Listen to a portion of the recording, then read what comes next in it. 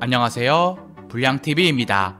오늘 전해드릴 이야기는요, 2022-23 시즌 프리미어 리그가 끝난 지금 시즌 최악의 영입 탑 10을 선정하였습니다. 10위는 마테우스 쿠냐입니다. 2022년 12월 국내 팬들에게 마테우스 쿠냐의 울브스 입단 소식은 꽤나 관심을 끌었습니다. 황희찬이 뛰고 있던 팀이기도 했고 또 경쟁자가 될 수도 있었기 때문입니다. 카타르 월드컵 최종 엔트리엔 탈락했지만 쿠냐는 그동안 브라질 대표팀에 간간히 발탁이 된 적이 있었죠. 주 포지션은 스트라이커지만 공격형 미드필더와 측면 공격수로도 뛸 수 있었기 때문입니다. 공격력이 최하위권이었던 울브스에게 큰 힘이 될 것으로 봤지만 예상은 빗나갔습니다. 로페테기 감독 아래에서 자신의 장점을 제대로 펼치지 못한 채 단 2골에 그친 것입니다. 울브스가 아틀레티코에게 지불해야 할 금액은 무려 719억. 고점에 물린 것인지 아니면 적응 기간인지는 다음 시즌 좀 더 지켜볼 필요가 있어 보입니다. 9위는 조르지니오 리터입니다. 새 시즌 동안 프리미어 리그에서 생존을 했던 리즈 유나이티드가 2023년 5월 리그 최하위권에 머물면서 강등이 확정되었습니다. 마치 감독이 2월 6일 전격 정지를 당했는데 리즈가 1월 이적 시장에서 공격수 조르지니오 리터와 센터백 막시밀리안 베버 등 야심차게 영입했기에 이런 선수들조차 2부 리그 강등과 함께 붕 떠버렸습니다. 리즈가 공격수 리터를 호펜하임으로부터 영입할 때 지불한 금액은 무려 572억. 이 금액은 지난 2021년 리즈가 데니얼 제임스를 영입할 당시 맨유에 지급한 구단 최고 이적료와 동일합니다. 2002년생 프랑스 유망주 공격수에게 엄청난 돈을 부은 리즈, 결과값은 11경기 1도움뿐이었습니다. 2028년까지 계약 중인 이 유망주가 다시 리즈를 부활시켜줄 수 있을까요? 8위는 앤서니 고든입니다. 토트넘의 러브콜을 받기도 했던 에버튼 스타 고든. 이 21살의 유잉어는 2023년 1월 이적 시장에서 뉴캐슬에 정식 입단을 합니다.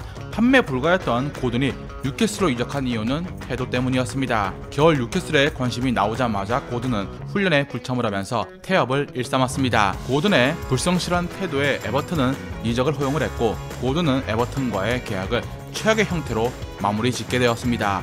과연 뉴캐슬에선 잘했을까요? 뉴캐슬 팀 자체는 에디 하우 감독 하에서 돌풍의 팀으로 챔피언스 리그 티켓까지 따냈습니다. 하지만 고든의 성적표는 실패에 가까웠죠. 데뷔골도 시즌 마지막 경기 첼시전에서 나왔습니다. 엉망이었던 그의 오프 더 볼 움직임은 다음 시즌 개선돼서 돌아올 수 있을까요?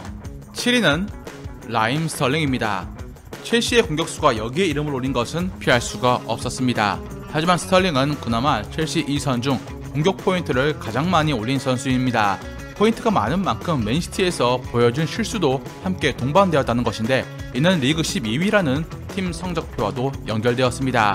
48경기에서 48득점이랑 첼시 시즌 전체 득점표를 보면 얼마나 공격이 처참했는지 알 수 있습니다. 하킴 지에흐, 플리식, 오바메양, 하베르츠까지 1인분도 해내지 못한 선수들이 한 트럭이었다는 게 첼시. 여기에 스털링이 올라온 이유는 폭망한 첼시 공격진 중에 올 시즌 비싸게 이적해온 선수라는 것입니다.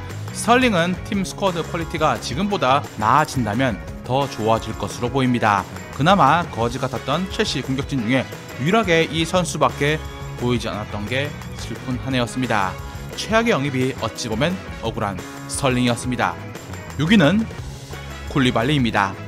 김민재가 나폴리의 리그 우승의 핵심 멤버가 되면서 연일 주가가 하늘을 찌르고 있는 가운데 첼시로 이적한 쿨리발리의 상황은 썩 좋지 못하고 있습니다. 첼시는 올 시즌 프리미어리그를 12위로 마치는 부진 끝에 한 해를 마감했고 쿨리발리 역시 기대 이하의 활약을 펼쳤다는 평가를 받고 있습니다. 8년간 세리 A를 호령했던 최고의 수비수가 폼이 귀신같이 떡락해버렸고 그동안 보여준 안정감, 리딩 능력도 보기 힘들었습니다. 첼시 수비진들이 부상으로 신음하고 있는 사이 쿨리발리는 연이어 계속 나오면서 조금씩 첼시에 적응되어가는 모습을 보여주었습니다. 따라서 쿨리발리의 모습을 좀 더 봐야 하는 건 맞지만 첼시 측은 반대로 선수의 의견과 달리 팔고 싶어하고 있습니다.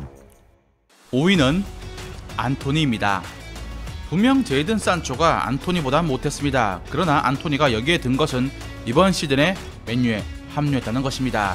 시즌 초 아스날전에서 득점을 하면서 1,300억의 가치를 실현하나 싶었는데 역습마다 너무 실망스러운 모습이 강했습니다. 하지만 안토니는 아직 2000년생으로 미래가 더 기대가 되는 선수입니다. 실제로 시즌 말미 10경기에서 폼이 올라왔다는 것이죠. 마무리 판단 미스, 잡아먹는 템포 등 단점이 존재하지만 차츰 이런 단점들이 개선되고 있는 중이고 맨유 공격진 중에선 좋은 폼을 보여주고 있다는 것입니다. 리그 24경기에서 4골과 2도움, 폼이 아무리 좋아도 공격수는 스탯으로 증명을 해내야 합니다. 1300억의 돈값을 하려면 안토니는 지금보다 더 많은 공격 포인트를 쌓을 필요가 있습니다. 4위는 켈빈 필립스입니다. 맨시티 팬들 중에 필립스의 존재를 잊은 이도 있을 것입니다. 켈빈 필립스는 리즈 유나이티드에서 재능이 터진 케이스로 활동량과 패싱력을 장착했다는 긍정적인 평가를 받은 후 2022년 여름 맨시티로 이적을 했습니다. 특히 유로 2020을 통해서 잉글랜드 국가대표팀에서도 두각을 드러내면서 잉글랜드 대표팀 중원의 미래를 책임질 신성 스타로 떠올랐습니다. 하지만 2022 카타르 월드컵 이후 맨시티에서 기대만큼의 기회를 잡지 못하고 있습니다. 잦은 부상으로 컨디션을 유지하는 데 어려움이 있었고 최종 조달에도 실패했습니다. 팀 내 영향력이 거의 없다고 봐도 무방하죠. 결국 1년 만에 그는 이적 시장에 나올 분위기입니다.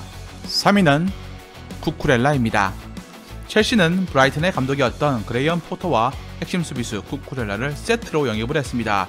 이 둘은 2022년 여름 한 달 간격으로 첼시로 합류했죠. 특히 쿠쿠렐라는 무려 1000억이 넘는 엄청난 거금으로 합류했다는 것입니다. 이적 과정에서 쿠쿠렐라의 몸값은 계속해서 올라갔는데 처음 600억 중반이었다가 1000억까지 올라간 것입니다.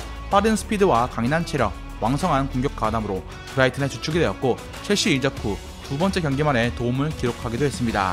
그게 최고점이었습니다. 시즌 내내 경기력이 떨어졌고 램파드 감독 부임 후엔 최악이 되었습니다. 감독이 바뀐다면 다시 부활할 수 있을까요? 2위는 히샬리송입니다. 히샬리송은 시즌 최악의 영입을 넘어서 구단 역사상 최악의 영입 중 하나로 꼽히는 중입니다. 해리 케인과 손흥민의 부담을 덜어줄 선수로 영입이 되었지만 전혀 역할을 해주지 못하고 있고 리그에선 단 한 골이 전부입니다. 이적료만 옵션 포함 900억이 넘습니다. 이적료 값을 전혀 해주지 못하고 있죠. 부진의 이유로는 잦은 부상이 꼽히고 있지만 부상 관리도 선수들한테는 실력입니다. 부름만으로 히샬리송의 부진을 보장하기에는 이적료가 너무 비싸고 브라질 대표팀 때랑은 완전히 딴판인 걸 감안하면 아쉬울 수밖에 없습니다. 오히려 지난 시즌 강등권에 머물던 에버튼에서조차 10골을 넣은 적이 있었죠. 토트넘 역사상 최악의 영입이란 운돈벨레와 같은 취급이 되고 있는 히샬리송, 과연 다음 시즌이 되면 달라질 수 있을까요? 대망의 1위는 무드릭입니다. 우크라이나 샤흐타르 도네츠크 소속으로 챔스 무대에서 깜짝 놀랄만한 퍼포먼스를 선보였던 무드릭은 유럽 스카우터들의 눈을 홀렸고 EPL의 여러 팀들이 노린다는 이적설로 떠들썩했습니다. 아스날이 2023년 1월 영입하나 싶었는데 첼시가 하이제킹, 즉 더 높은 가격을 부르며 이적 전쟁에 참가했고 결국 1446억이란 이적료를 기록하며 파란 유니폼을 무드릭에게 입혔습니다. 문제는 무드릭이 스탠포드 브리지 첼시 홈에 도착하기 2달 전부터 경기를 뛰지 못했다는 사실인데 아니냐 다를까 실망스러웠습니다. 차 리버풀전을 빼면 기억에 남을 만한 경기는 없었죠. 퍼스트 터치 또한 불안정했고 오프 더 볼 또한 기대 이하. 그러나 신체적인 능력은 탁월해서 포체티노 신인 감독의 조련을 받는다면 그의 폭발적인 스피드를 다시 볼 수 있지 않을까 싶습니다. 하지만 첼시 공격진 중에 고쳐야 할 선수가 너무나 많다는 게 문제입니다.